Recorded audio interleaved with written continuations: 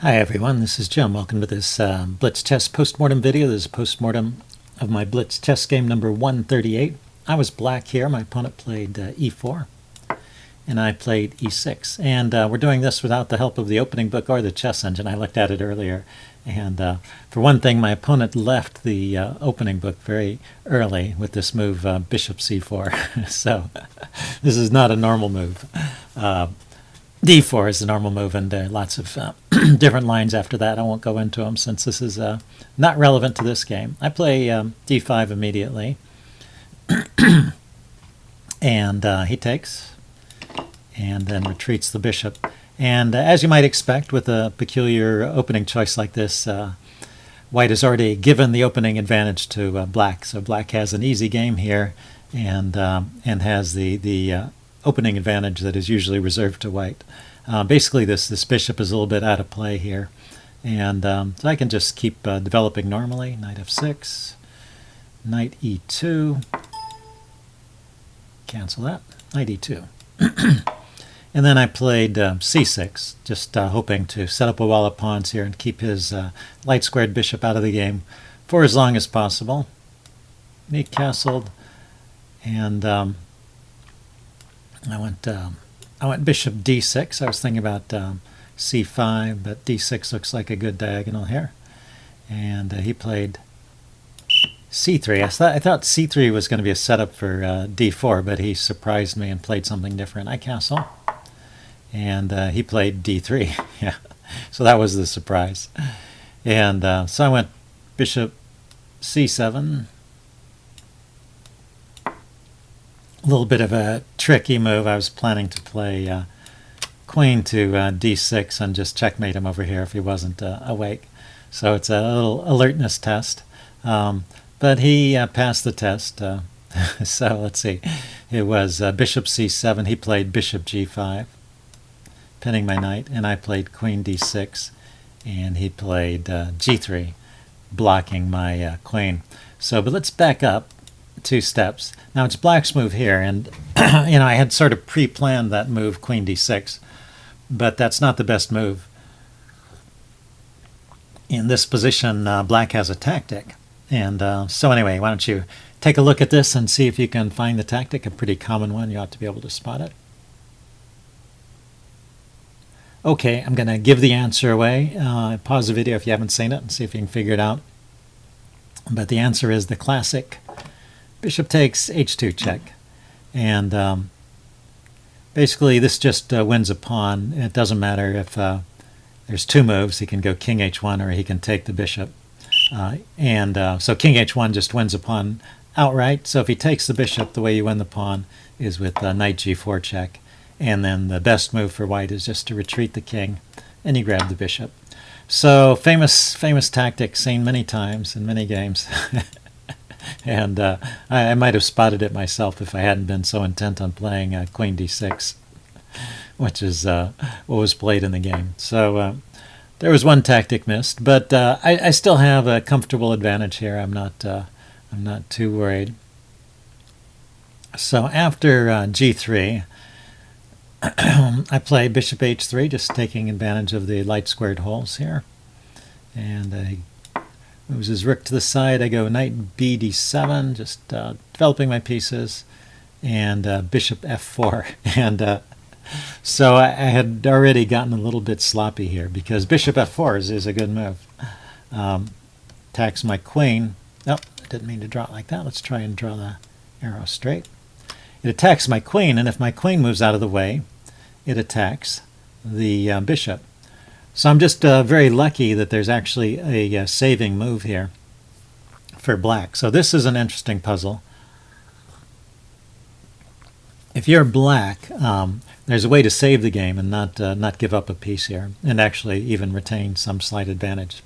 Pretty much the same slight advantage you had before playing knight b d7. So why don't you take a look at this and see if you can figure it out. That's why I'm not showing the notation page, because I actually figured this out during the game and played the correct move.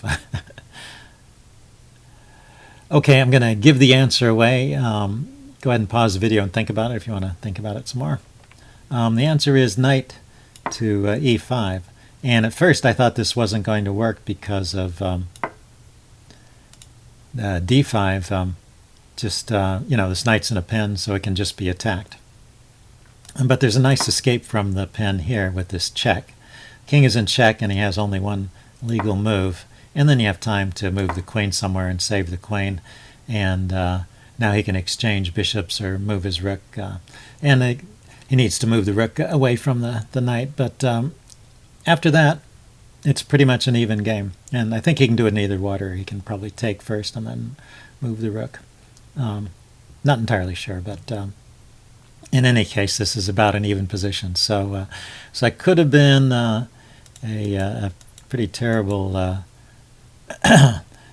This could have been a terrible situation for me because I really didn't look ahead and say, well, what's my opponent going to play after I play queen d6? I should have thought of that obvious reply here, skewering my queen and taking the bishop behind it. Okay, but I did find the move knight e5 during the game, so I give myself credit for that.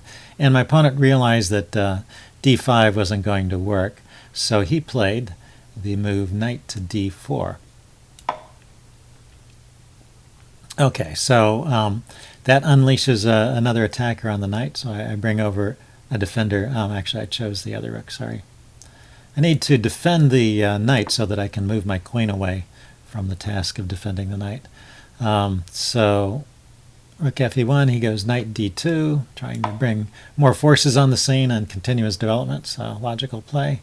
And I go queen d7, unpinning the queen from this bishop attack here, and now I can breathe a sigh of relief. And I have a decent game once again.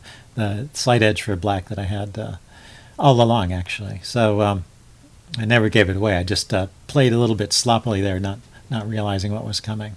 So after queen d7, he played c4. And this is probably a mistake because this pawn on d3 was just hanging. So now he exchanged rooks because his rook was hanging after I took with the knight. And then he played, this is rook takes, bishop takes c7. Oh yeah, he took the bishop. And then he took the pawn. And now I play an inaccurate move. I have a pretty good advantage here, and the way to keep the advantage best is just to take back the pawn. But I was thinking, well, I don't want any more tricks on the back rank. And so, no, first I found after here, there's a tactic that black has, and I actually found this during the game, so I played it. So, you're black, it's your turn to move. What's your best move here?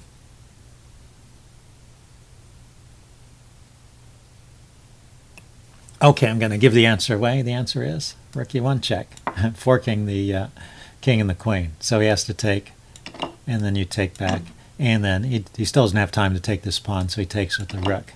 And then this is the moment I was starting to talk about. After rook takes e1, I played the move g6, just thinking, well, I don't want to have to always defend the e8 square here. Let's just make a little lift for my king. But I had time. There was no hurry for that because e8 is currently defended, and I should just take back this pawn, and that maintains the strongest advantage for black. So after this, I still have probably a winning advantage, but just not as strong as it was before. Okay, so yeah, so I play g6, he takes, I take back with the pawn, so I can use the pawn. Well, I can't take back with the queen because he'll take it, so that's the only way. But also I want to use this c-pawn to kick this knight away and free up my pieces a little bit. So let's see here. D takes, B takes. He played knight 2 to f3, a logical move, defending that. I was hoping also to get something on this light square diagonal here that he's weakened. So I play c5, chasing this knight away, and he plays rook to c1, pretty clever, defending the knight by pinning the pawn. So that's a good move. And I play queen d6, unpinning, and then he plays knight to b5, attacking. And now I saw, oh, there's this clever move here, queen to c6, double attacking the two knights. But of course, he can just move the knight back here. He didn't play that. But if he had played that, that would just be a repetition. So the game didn't go like that. But I would have had to find another move somewhere because I was winning and I didn't want to play that. Okay, so back to the game. He played rook e1. I played queen d6. He played knight b5. And I played my queen to here. And then he played the shocking move, bishop takes f7. So I still thought he was in trouble here. I thought he was just playing some sort of desperado move because he was had two pieces under attack and he couldn't find a way to save them. But actually, this bishop takes f7 is a pretty smart move. And so what's the one move that black cannot play here? Okay, I'm going to give the answer away. The one move that black cannot play is king takes bishop because knight e5 check wins the game. And that's what was played. So I want to back up here. Any other move here, well, there's actually four legal moves altogether. The king can move to any of these four squares. And on any of the other moves, white is still winning by a tremendous amount. Black is winning by a tremendous amount after any of those any of these three moves, but the one move I can't play is king takes bishop. So this is an interesting sort of psychological moment. I had obviously my guard was down. I wasn't checking for things because I'd been having my way in the game so far, and I'd escaped my earlier clashes with near disaster. So I guess I was feeling overconfident, so I wasn't checking. But that's one thing. But the other thing is his move fit into this kind of narrative I was building in my head where, yes, I'm attacking his pieces. He can't find anything else to do. He plays some desperado move. I should just take it off. So when your opponent plays a move you expect, there's a temptation to think that you understand what's going on. When his move fits into what you already understand about the position, you sometimes don't realize that the move he played actually has introduced a new idea that you need to worry about. So that's your chess psychology. So every move needs to be considered, and certainly after a move like before making a move like king takes f7, you should think to yourself, well, why did he actually play that? It wasn't just a desperado. It was because he wanted this fork, which I walked into. Okay, so I moved my king to e6, I guess, and he took the queen, and then I just resigned here because I'm down a whole rook, and I don't have even a pawn for compensation, and there's no pawns near queening or anything like that. So went ahead and resigned. So that was it. Hope you guys enjoyed that one, and I'll see you again soon. Bye.